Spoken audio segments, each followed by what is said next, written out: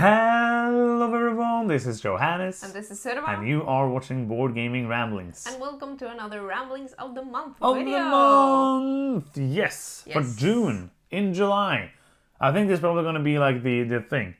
June and July, July and August. Because we had to wait until the last day because we could play games on the last day. We need to talk about that. So that is the excuse for why it's coming now. But yeah, July. Yes. We are going to talk about July and we're going to talk about June. We're going to talk about June because it's not the future. We are going to talk about June. Yeah.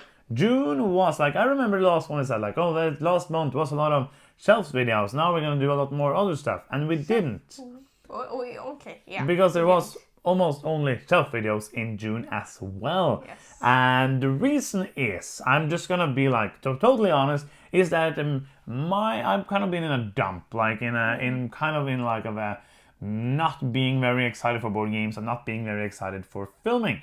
And then it's kind of like feels like a hassle to film. I'm very happy that Zhanguo has taken it up and filmed the shelves videos to have content on the channel, because I really want to continue doing the channel because it is a lot of fun. When we first, like now we have just filmed a few videos now and it's been a lot of fun. And when we just play games, it's a lot of fun. I think that the reason for me that has been kind of hard for a couple of months now is everything that happened this year, of course. Like right now we should have been home from UK Games Expo with 2 suitcases full of games, and I know that's not like an important thing in the world, but for me it is kind of like a thing that makes my joy for game continue, is to get new games. That's one of the reasons we have a channel, because if we only wanted to play old games we wouldn't have a YouTube channel. That's true. So because of that not happening, I feel like it's kind of dragging. I'm having a hard time finding things to make videos about. I'm having a hard time finding inspiration to be happy and joyful. And there's no reason to make videos with me sitting. I am an actor, so I could act. I could pretend to be excited and pretend to be happy, but I don't think that would be very good for a long time. I don't think that would work quite good. I don't think we would have as much fun doing videos as we do now. No. If you were starting to like do a lot of videos where you're acting excited. No, and the reason we have this channel is because the love of board games is because of that, and like it's like a two-edged sword, because it's very fun to be able to talk about games, but then the times where you're maybe not so hyped on games, it's kind of harsh because you have to kind of continue making the videos. Especially, I feel that especially for our patrons, that we are super thankful for being there. I really love you guys for supporting us. And when we start actually like receiving money for doing this, it feels stupid to not do what we said that we are supposed to do. And I'm very sorry for that, because and I think about that, but then again, like it's I can't pretend to like games, and we're gonna try to find something now to maybe, if no new games arrive, we know we have some new games coming in soon, and when August comes, like when the Gen Con releases come, we are going to try to get our hands on as many of those games as possible, because now we're like, this year we're not going to Gen Con, we're not going to Essence. That's a lot of money we're not spending, so we're probably going to pre-order a lot of games, probably going to talk to a lot of publishers and pay for shipping and just get the games to us so we can play all of the new games that we are excited to play this year.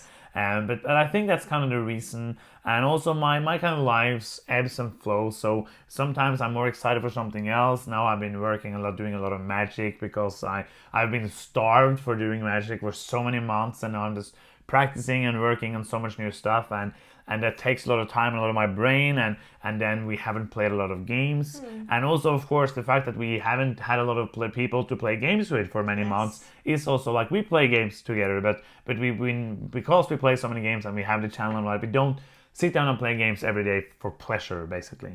So we have playing video games, we have been watching TV series and doing that stuff as well, and all of that comes kind of in the way of board games. But I want board games to be fun, and I feel like I'm kind of repeating myself now, and that you understand where we're coming from. So I'm saying it again, like, we are trying. I'm not going to say this month is going to be better, but we have already filmed, I think, more videos that are not shelf videos for July that we actually had in all of June. So but the thing we want to do is that we are going to go down from our the thing we did in the beginning of the year before all of this, that we had 3 videos a week. We're gonna go down to 2 videos a week, Wednesday and Friday, I think. Yeah. And it might pop up a video on Monday, but like we're gonna try to schedule 2 a week, Yes. so that it's more manageable and it's easier to get done, but we'll still be able to produce content for your enjoyment. Yes. And we are going on a 2-week vacation, so then hopefully we're gonna have a couple of videos then as well. But yeah, that's where it is. That's how it is. And thank you so much for the support. Thank you for still watching, and thank you for staying with us in this kind of slow period. Cinema, and this is Johannes, and you've been watching. I was just like, you were beginning to go there. No, I just rambled on. kidding. I wanted to be like honest with that, Yeah. and not pretend that everything was fine. Everything is fine, but you know what I mean. Yeah. And we have more shelves, so you are gonna do more of those. Yeah, let's talk a bit about the shelves, because I really enjoy doing the shelves videos, and I'm so thankful that you're supporting me and watching me and cheering me on, because this is not my ball game at all. I would not been on the internet without Johannes in any way. I think probably you've been on Facebook. Yeah, you get it on YouTube. You moron. Yeah, so I really feel that I have grown with my language and my way of explaining games since Absolutely. the first videos that I made. And I still struggle with some videos, and you have to edit that out when I'm just like blanking on the game and need to take out the box and read the actual rules. And I just think it's so fun, and it makes me really excited for games as well right now, because I remember all of those good games that we never play, and I am just like, I think like once or twice each video I'm just like, this needs to be on the shelf of shame. Yes. We need to play this game, and I'm just super excited, so more of those are coming. Yeah, so it's going to be a mix basically of some reviews. We have filmed a top list. We're going to do some different things, but probably going to be, there is, I think, maybe 20, 25 more shelf videos. Yeah, there's so many shelves left, and the best is yet to come. Which is upstairs. Yeah, and that's the hardest to film. Yeah. Now in the summertime. So maybe you're going to take a break from that until the autumn, and then continue. Yeah, we'll see how light the weather is going to be. Yeah, so let's talk about the games we played. Yeah. Which wasn't a lot. In No. June we played 17 times. That is so few times. Yeah. And it has something to do with the guests that we have had over, because we used to have like at least one game night a week. Always 2, basically. Yeah, and now we've had or almost 3. None. Yeah, maybe one. Yeah. With like one friend. And then it I love playing with you, but it's something different. It's another activity. Yeah, it is, and we haven't done that for a while. Just hasn't. We've been in another mood, as we've already talked about for 6 minutes. So, yes. But let's talk about the games we actually played. Yes. A few of these we either have talked a lot about before, or we have just filmed reviews for, or our reviews are coming soon. So we're not going to talk too much about those. So this is not going to be a very long video. I'm saying 25 minutes later. Thank you for watching. Famous lost words. Yes. Yeah. First one is a very cool game that we had since Essen. It's called Formosa Tea. Oh, that was fun. That was great. Yeah, explain it, you. Formosa Tea is a not very difficult, but like it's a interesting take on a worker placement game. You are trying to get tea leaves, and then you're trying to make them into the best possible tea and sell the tea. That's basically what you're trying to do. But the thing is that there's this grid of different tea markers, and you are trying to, you go on, you place your worker on them, and you can take some of the tea markers or tea leaves, and you can later use them for tea. But what happens after you place there is that that's linked to one of the 4, I think, tea plantations. And then the guy in the tea plantation, the factory manager, he will move one step for each of the players in that row. So basically, let's say you go somewhere in a row and you take some tea leaves, then there's no one else in that row, then the managers, all the managers, not only yours, but all the managers in that tea factory will move one and will be able to do some kind of action with their tea leaves. And then if I do the same row next time, then they will be able to move twice. And basically when they move to the end, then they have finished their tea, and the tea then has quality depending on how well you dried it and all of that. and you're trying to sell it to different markets. It's a very simple game. It's not very complex, but it's very. I was surprised. This was a very fun game. If you are a fan of worker placement games and you like to see something made in a kind of different way, I recommend checking out Formosa Tea. Yeah, I thought it was a blast to play. It surprised me. It took me out of nowhere. I'm sorry. I really liked how all the things work together, and also in this simple game how actually you can make different strategies depending on how good you want to make your tea and what deliveries you want to make. So I'm happy about this game. Yeah, this is one I want to keep, and this is one I want to play again. Yes. Next up, we played Clank Legacy. We finished it, didn't we? No, we haven't. And I am... Haven't we finished it? No, we haven't. I'm not happy because you've postponed the... Haven't we finished it? No, we haven't. Are you sure? Yeah. Okay, we need to do that next week. I'm pretty sure we haven't. No, we haven't. We haven't done that. I haven't seen the end of the mysterious things going on, and you've postponed it every time we're playing it with our friends. I postponed it. We postponed it. We had we have had other things that we needed to play for review, and we played those instead. I'm blaming you because I've always been like this. You are right. I was sitting at the end of the table. Yeah. We have put up. I was like, what is under there now? Because usually there's a game underneath. I was like, I don't think there is any game under there because there isn't anything we're playing, but it's Clank. That's Clank. Correct. Yeah. We need to finish that, yeah. I really need to see the end of this.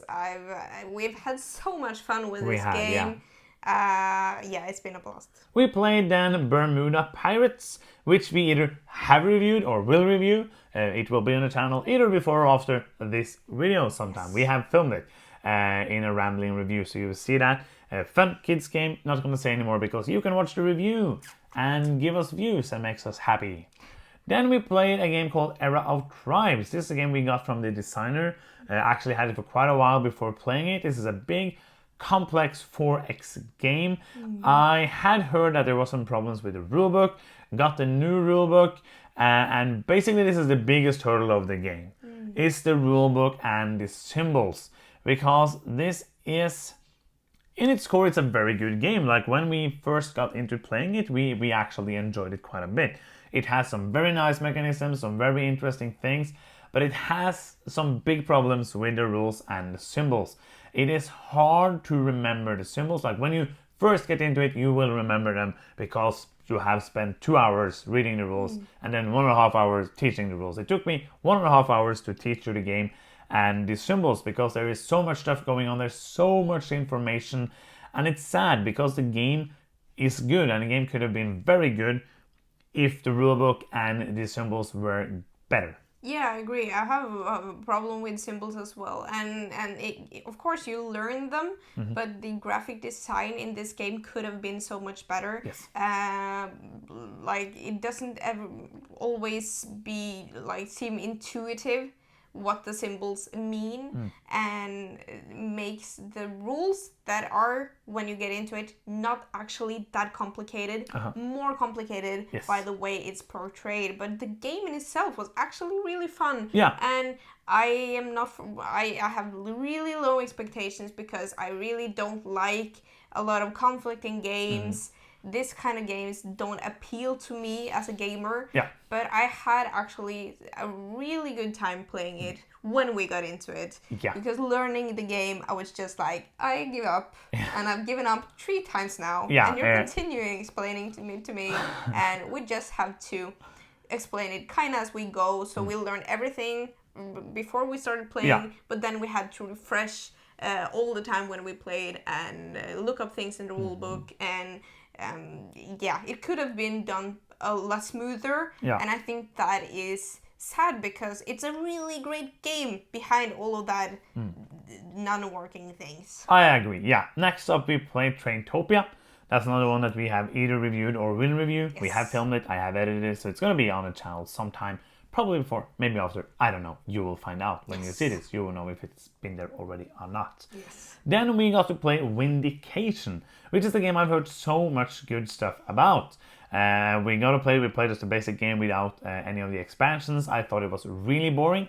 I know you liked it. I think it was good. I want to play it again. I think it's an interesting concept, and I think it's executed nicely with like the combinations and the scorings and stuff. What I didn't like was the ending of the game, but I think that is kind of the point as well, that you I like that. That was kind of one of the few things I liked. That is the one thing that I didn't like.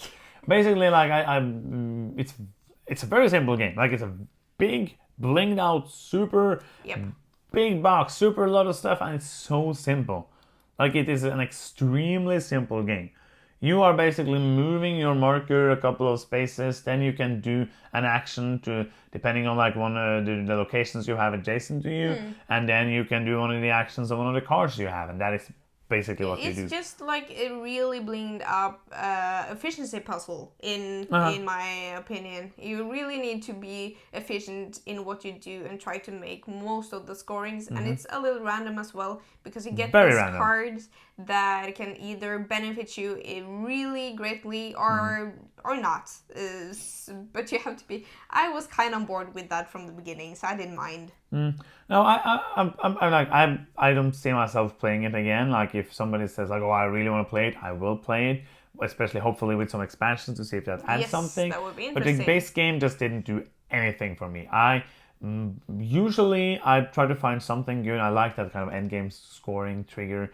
But other than that, like the game was just nothing for me. Let's go to the next one, because that is the great one. The next one is a game that we backed on Kickstarter, a very old game that it's from like 1986, which is like very, very, very old. Very old. So how old is that? That's like 24 years. Yes. And if a game that's 24 years old today is good.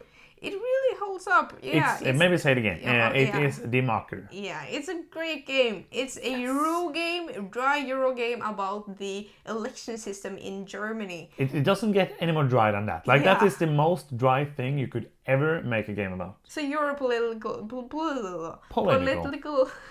party, or a company, as you call it a lot, and you're trying to like get votes, trying to manipulate the media, and try to have a party program that matches the city that you're collecting votes in.